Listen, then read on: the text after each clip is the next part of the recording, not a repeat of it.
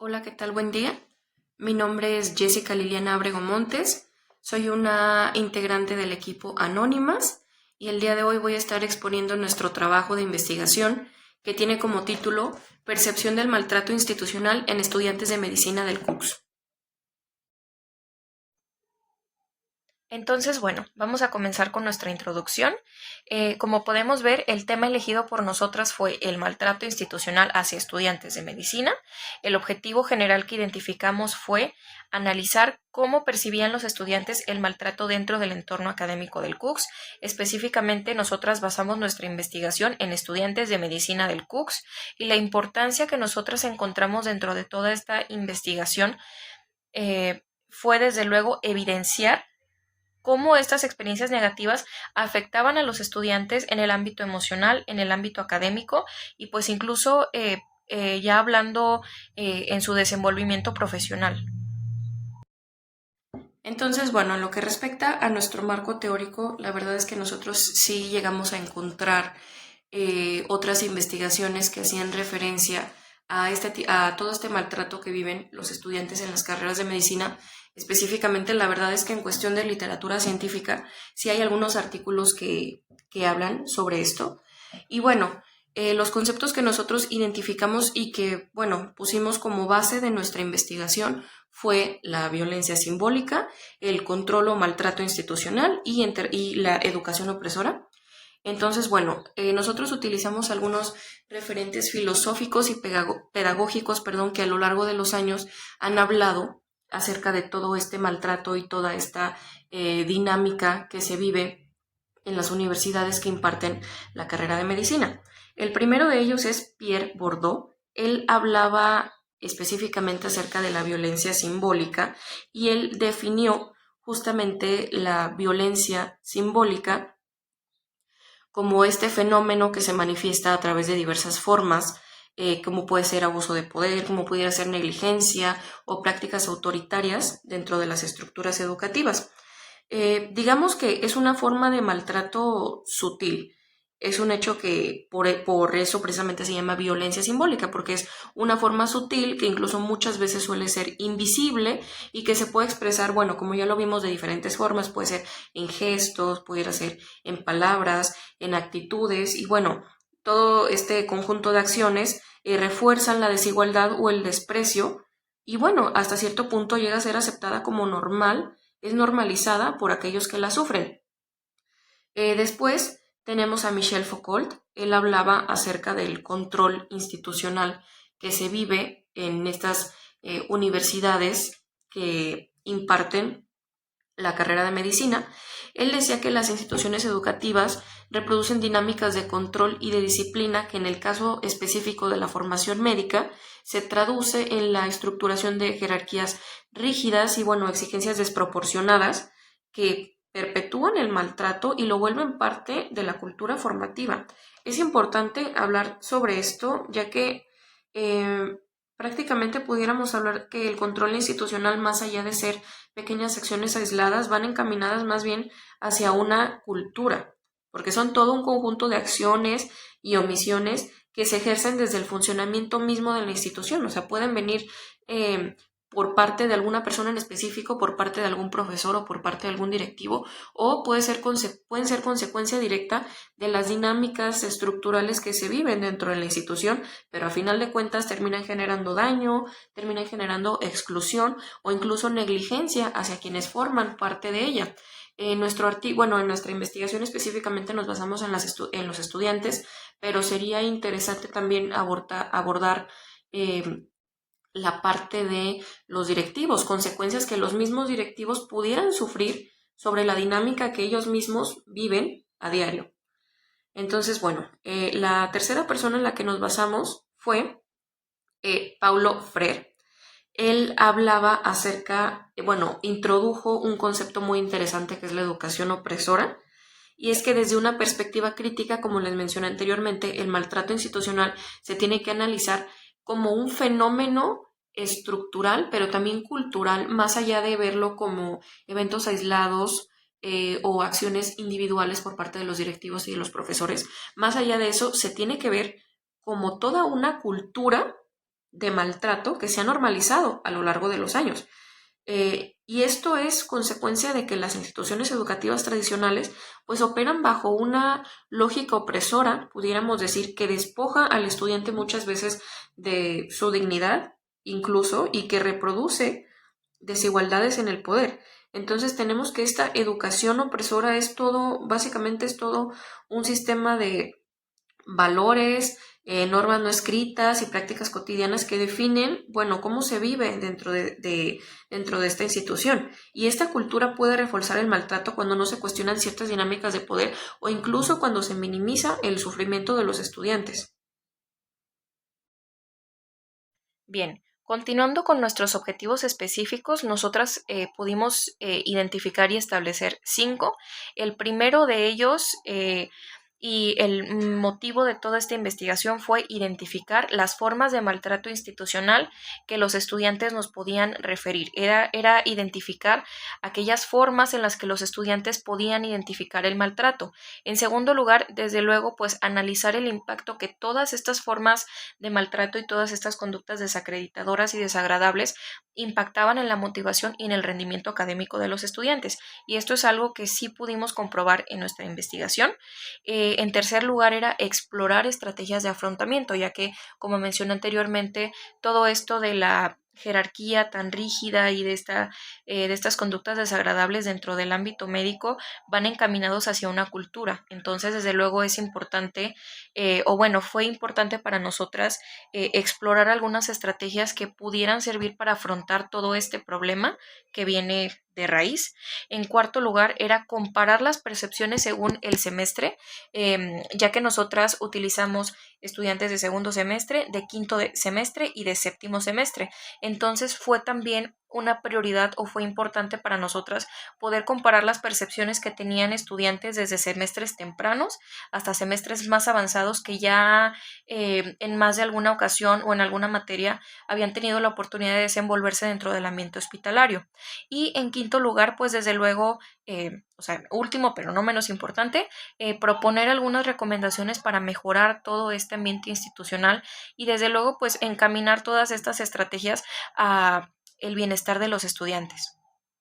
Muy bien. Para la parte de nuestro muestreo, pues como podemos ver, los participantes fueron elegidos por un muestreo de conveniencia, es decir, que nosotras como investigadoras deliberadamente seleccionamos a los participantes que nosotras creíamos que podían aportar más a nuestra investigación y como podemos ver, el único criterio de inclusión que utilizamos es que fueran estudiantes activos de la carrera de medicina en el CUCS.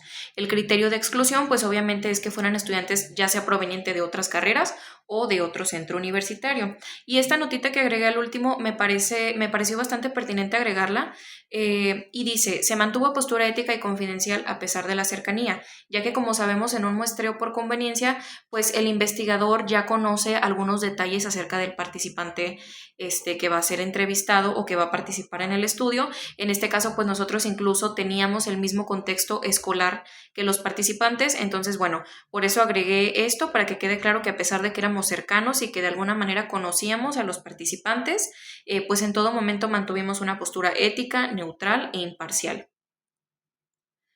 Pasando a nuestra recolección de datos, la hicimos mediante 3 ejercicios. El primer ejercicio fue un ejercicio de asociación verbal con jerarquización y aquí lo único que hicimos fue darle una hojita al participante en donde tenía que escribir 5 acciones enlistadas de la que considerara más relevante a menos relevante que asociara con el maltrato de un profesor hacia un estudiante.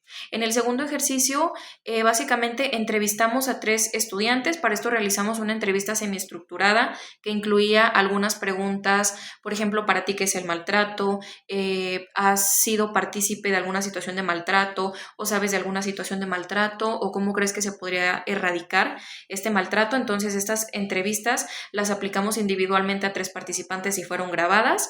Y en el tercer ejercicio conformamos un grupo focal con 3 estudiantes y básicamente hicimos lo mismo, les aplicamos la misma entrevista que habíamos aplicado individualmente, pero pues la diferencia fue que ahora nuestros 3 participantes comenzaron a interactuar entre sí y entonces pues tuvimos obviamente respuestas mucho más enriquecidas. Respecto a nuestro análisis de datos, como ya mencioné, hicimos 3 ejercicios, pero se podría decir que podemos dividir en 2 las actividades que realizamos. Una fue la asociación verbal y la otra fueron las entrevistas. En el caso de la asociación verbal, se podría decir que realizamos 3 acciones que fue registro, eliminación y elaboración de un gráfico que plasmaba el núcleo de red semántica.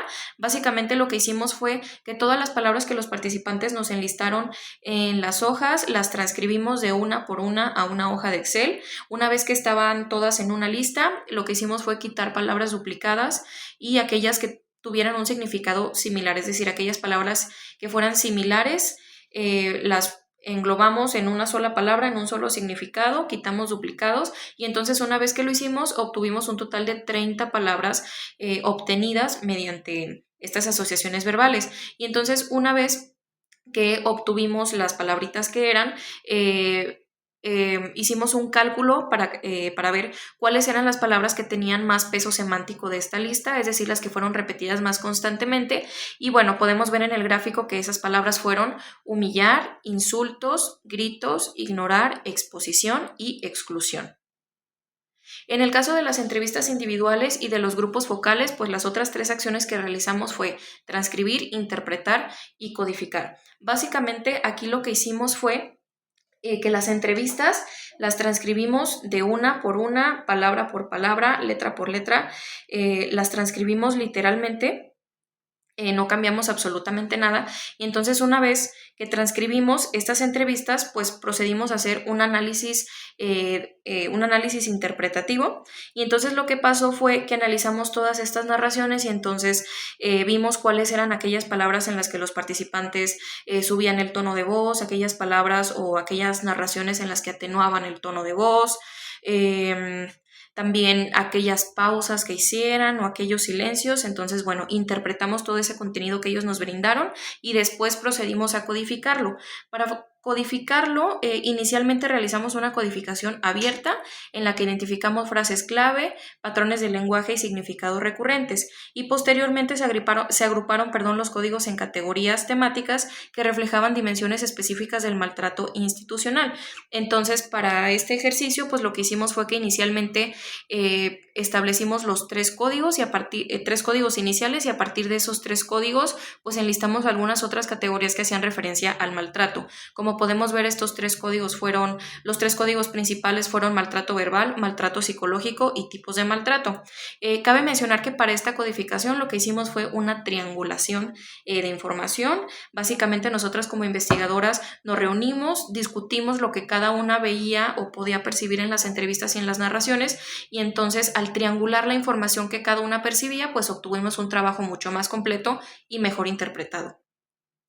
Respecto a nuestros resultados, pues como les mencioné, identificamos principalmente, a grandes rasgos, lo que obtuvimos fue que los estudiantes percibían el maltrato de 2 diferentes maneras, o bueno, agrupaban el maltrato en 2 categorías, que era maltrato psicológico, maltrato verbal, y las principales actitudes identificadas era abuso de poder, actitud desacreditadora, lenguaje verbal e insultos. En este mapa que tenemos de este lado podemos observar claramente toda la información recabada, cómo definían los alumnos el maltrato, que lo dividían en maltrato psicológico y maltrato verbal, las actitudes que cada tipo de maltrato incluía, que se basaban en experiencias negativas de los alumnos por parte de profesores y maestros, doctores y asesores e instructores. Entonces, básicamente, este mapa plasma toda la percepción que obtuvimos de los estudiantes.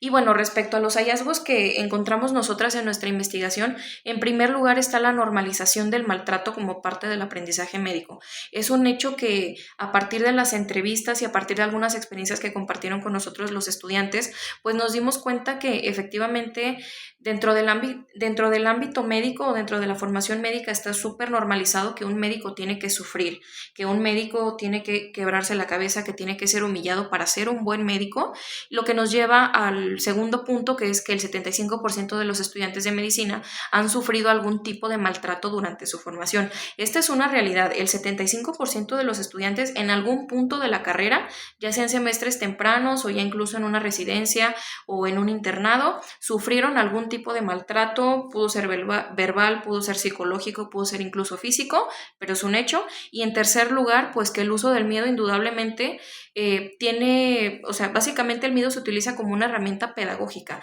y se piensa que meterle miedo, infundarle miedo a un estudiante de medicina, pues lo va a hacer un mejor médico. Las fortalezas de nuestro estudio, pues en primer lugar, como les mencioné, principalmente la triangulación de datos y perspectivas.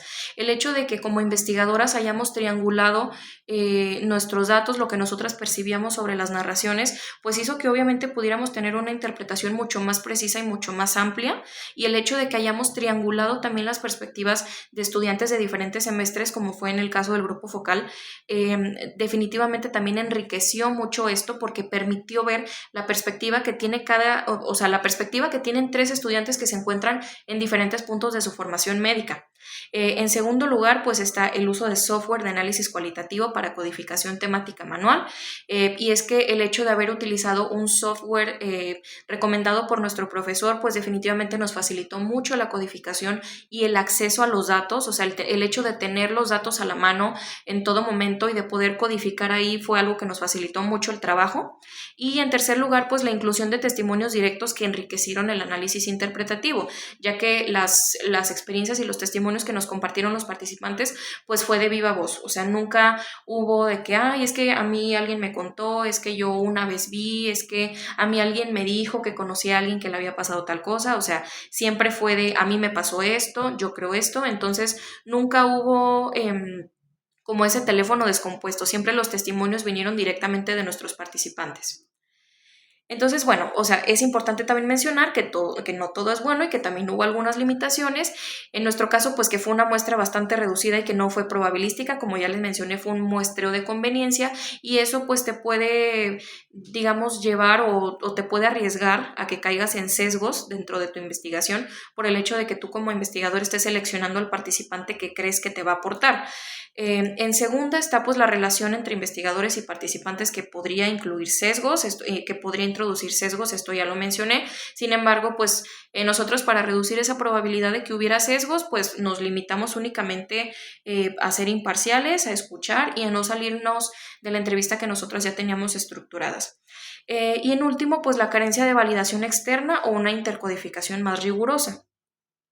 Y bueno, ya solamente a manera de conclusión, pues me gustaría añadir esto a lo que llegamos mis compañeras de investigación y yo, que fue la presente investigación permitió evidenciar que el maltrato institucional, particularmente en sus formas psicológicas y verbales, es una experiencia frecuente y significativa en la vida académica de los estudiantes de medicina del CUCS.